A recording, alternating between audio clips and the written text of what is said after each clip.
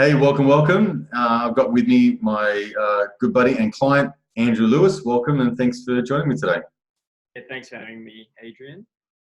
It's a pleasure to have you. Hey, I've been wanting to chat to you for a little bit now because we've been working together for a few months now. And I wanted to tell people about you and about some your breakthrough experiences and things like that. So without further ado, can you maybe give us a little introduction as to who you are and what you do? Sure. Yeah, I'd love to share. So I work in tech. I run a Philippines staffing agency. So we employ remote workers in the Philippines for a sort of broad range of roles, and we cater to typically the tech industry, SME, small to medium sized enterprises. So I've been running it in Australia for the sort of last 2.2 years, and it's been very exciting. Lots of growth has occurred, and Yep. I mean, I was at a stage where I was sort of needing to take things to the next level, and that's sort of how we met. Yeah. Well, I wanted to ask you about that, because it's interesting how people connect. So I was going to ask you, like, how did you find me? Because I think from my recollection, I get to know people through my Facebook posts, so I sort of put up a couple of posts here and there, and then I'll have, I don't know, sort of like a serial commenter. Okay, so let's put that in, and I say that in a loving way, because that's what I do. The things I do is to reach out to people, right?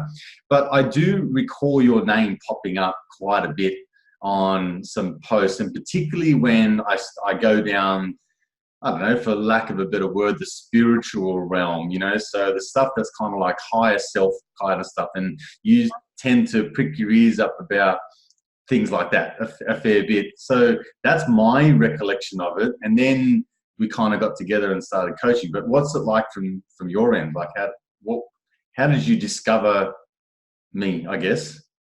Yeah, I would say that that's fairly accurate. I believe at the sort of start of the year, I was doing a lot of sort of personal development, a lot of work on myself. I was into the personal development world, so to speak. And some lady I was doing some work with, I think she mentioned that I should follow you. She's like, "Yeah, you really dig this Adrian dude. He's a good bloke." I'm like, Really? whatever, I've got nothing to lose. So I think I just started following you from there. Mhm. I think a good sort of stretch of maybe 3 to 5 months that I was following your posts. And yeah, you touched upon all the sort of spirituality and all that sort of stuff. And I certainly love that realm. And I think some of your posts, they sort of resonated with me. Mhm. So I think it was from there that I started to engage a little bit, and I was just like, all right, let's see what this is about. And then I think it just sort of I don't know, blossomed from there, mate.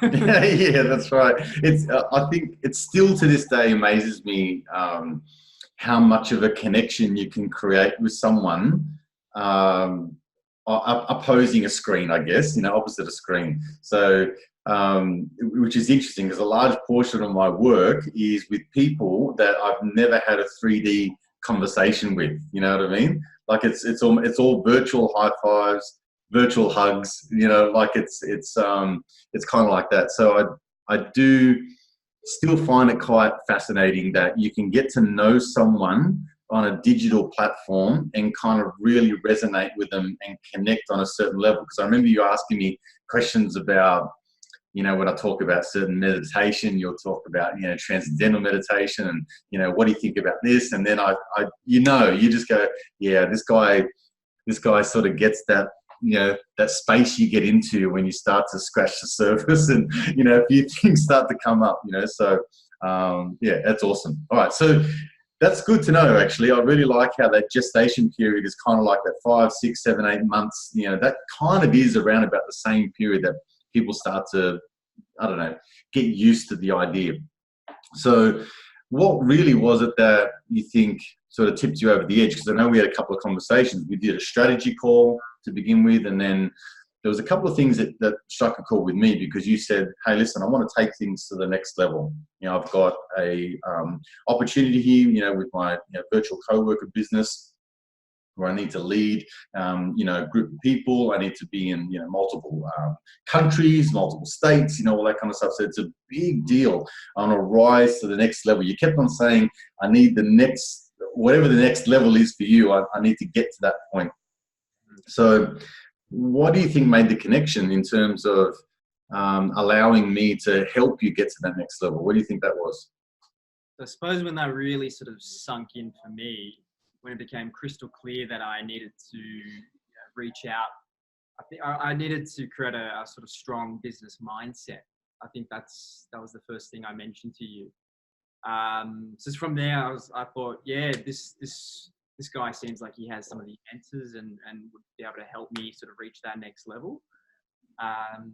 So yeah, I came into this sort of new role, and it required really sort of decisive thinking. And I sort of personally felt I was lacking in a few areas there. So I just wanted to create that really sort of resilient, strong business mindset. So I think that was our sort of first session. That's the sort of stuff that we touched upon. Yeah, for sure. So what do you think from your perspective, like, what are some of the things that you thought were missing? Like, when people go, I want to go to the next level, and a lot of people are trapped between the position of, I know where I kind of want to go, but I'm not really sure about the gap, like the difference between where I am and where I want to go, and how to bridge that gap in between. What were some of the things that you were going through from a mindset perspective, or maybe on an emotional level? Like, obviously disclose as much as you're comfortable with, but what do you think was going through what situations or things you were going through at that time? Good question. I think the sort of self-doubt could sort of or go back into, like everyone, we've all got a shit, as they call it, stem from childhood. And in the coaching world, they talk about, peeling back the layers of the onion. So we certainly did some work around that. And when we sort of did some of that stuff, I realized how sort of powerful that can really be. So they say, you can get in the way of your own self, and you can self-sabotage. Were you doing that, do you think, at that time? Were you kind of getting in your own way and sabotaging your own success to a degree? I believe so. I think the mind's funny. Things can sort of hold you back from your past, and you're not even consciously aware of it. So I think doing this sort of work is super important for anyone, really. And I certainly noticed some dramatic changes once I sort of conquered some of those demons, so to speak. Well, why do you think personal development is so important? Why do I think it's so important? Yeah, like as I've gotten to know you, I feel like there was a turning point at some stage of your life where you said, like, I've just got to. For me, it's to relate it in my own words, is like I had to snap out of who I was becoming, and then just cut the ties and start actually living up to my fullest potential. But the personal development became a path where I felt like that was the only way that I could break through those barriers, the limiting beliefs, the self-sabotage, all that kind of stuff. So why do you think that, even from like, you're a young guy, you're in a senior role, you've got a lot of pressure on you, and there's a lot of people in that position, but not a lot of people turn to personal development and self-help. It seems to be still kind of like a woo-woo, wishy-washy sort of thing. So why do you think it's important? Really good question. And it surprises me people aren't more sort of open to this stuff. So, personally, I'm always striving to be the best version of myself, so I can, be of service to people on a bigger scale. That's why I think this sort of work is fundamental. So that would probably be the main reason. What was the other part of the question? Yeah, I think that answers it. It was just, why do you think it's so important? So tell me, what I'm really most proud of, I guess, when I relate our coaching together and our coaching experience together, is how quickly you take action on the things that we discuss, and how quickly you implement that into your everyday life. So a lot of people that I work with and that I've worked with over the years, coaching is not for everyone, right? And coaching only works when people actually take action and do the things that we coach together. Like, life is about implementing and iterating and, changing and, becoming better and stuffing up and falling down and scratching your knee and getting back up again. Like, that's just life, yeah? So I can teach all the tools, but if you don't implement it, nothing happens. But so one thing I want to, give you a pat on the back for is, we've had our conversations, and then as soon as we leave the conversation, I send you, our session, then you go, okay, well, this is what I've experienced this week, and here's the breakthrough, and this is how I've implemented it. So, I want to commend you on that. I think that's really, really good. So that being said, let's segue into maybe some of the breakthroughs you've had. What do you think has been the difference between before we started and some of the breakthroughs that you've experienced in, at work or at home or in life since we've been coaching? Yeah. So, I mean, look, and thank you for the compliment. I think, putting the stuff to action, it's all well and good doing all this, attending seminars, doing all this personal development, but unless you're actually utilizing it in a practical manner, it's sort of fruitless. I think that sort of comes down to self-discipline, and I certainly didn't have self-discipline, a couple of years ago. I think as a sort of spectrum thing, I used to be here. Now I've got the self-discipline to about here. Yeah. So I like the practical tools that you sort of provided, and then sort of applying that in my own life has been really sort of beneficial. So what about breakthroughs? What do you think something that's, is a notable thing you think at the moment that's really made a difference? Well, look, I'm 31, right? So in my sort of line of work, I typically work with people in their sort of 40s, people who are really experienced. Yep. Now I notice that I'm sort of on their level when we're conversing. Gotcha. That's been unreal. So you get sort of a little bit more respect from people. That will build your confidence, right? Confidence, exactly. Off the field, I mean, my tennis mindset improved drastically.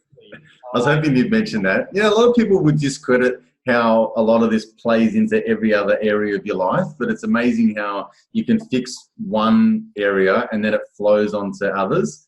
So can you tell me that story about the guy that you have been challenging for a while? He probably watched this, so he'll probably go, yeah, I've been. He's certainly an athlete. He used to be, pro soccer player until he had this injury. Yeah. A very resilient mindset, and tennis is really sort of a mindset game. You have these long, grueling matches that can go sort of up to 3 to 4 hours, and you've just got to have that strong mindset. So when I was in the sort of second set, I'd start self-sabotaging, and then I actually had the better skill because I played it quite a lot as a kid, but he'd always end up beating me due to his fitness and his mindset. Yeah. So then I started doing this work, and eventually my mindset became much more sort of resilient, and just recently I finally beat him, and it was that's fine. That is awesome. That's it. And you can just imagine, like, if you took it to an elite athlete, you can just imagine their mindset and what's going on, where they've got a tennis ball coming at 190 k's or something like that. That's the thing. Like, I know Djokovic, I know Serena Williams did some coaching with Tony Robbins. Yeah, wow. So that's why I think personal development coaching is super important. Yep. Andre Agassi was another client of Tony Robbins as well. Yeah. Oh, yeah. Big comeback story. So probably giving all my business away to Tony now, if you're a tennis player. Yeah. All right, that's awesome. So, hey, listen, I want to ask you before we wrap this up, with this whole newfound confidence and mindset growth and the way you're applying it into your everyday life and your business life, what's on the horizon for you? Like, where do you want to go with this in terms of how far do you want to take this this mindset thing, or this pushing of the barrier, so to speak? Well, I think we're only on this planet for X amount of time, and I think it's our responsibility to work on ourselves and to sort of give back. And the way I see it, until the end of my life, until my last dying breath, I want to sort of commit to this path. So this sort of work has helped me in a sort of leadership perspective, and without getting too wishy-washy, but sort of from creation standpoint, I feel like that's been an aspect of myself that I'm wanting to work on as well. So just creating things and then seeing it grow. It's an evolution, isn't it? Exactly.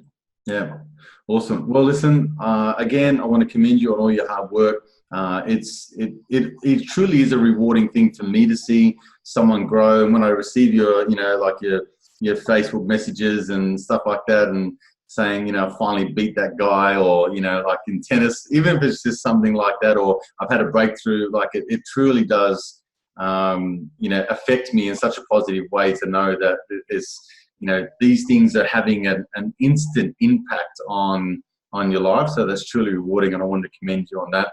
And I really look forward to keep on working with you and seeing how far this can, develop and go within your personal and professional career. So thank you for your time today. It's been an absolute pleasure to talk to you, man. You're welcome, mate. Thanks very much. Anytime. Talk soon. Take care, mate. Bye.